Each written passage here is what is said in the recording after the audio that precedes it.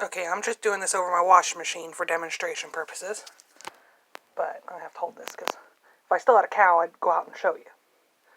But I just found an old glove that already had a couple holes in it. So when you milk a cow, you pinch and you squeeze all the way down.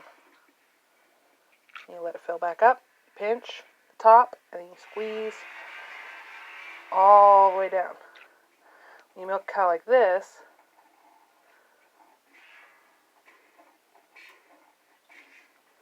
you're only getting little squirt, little squirt, little squirt, which this isn't the best example because it's a glove, but still.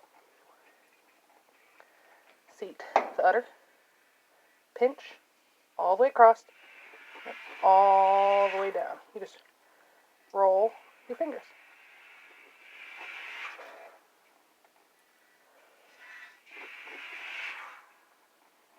You just make sure you keep this nice and tight. Keep your thumb pressed against your palm all the way across the teat and all the way down.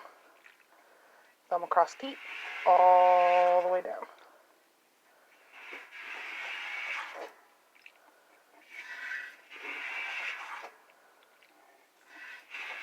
This works for goats too. Across the teat, all the way down.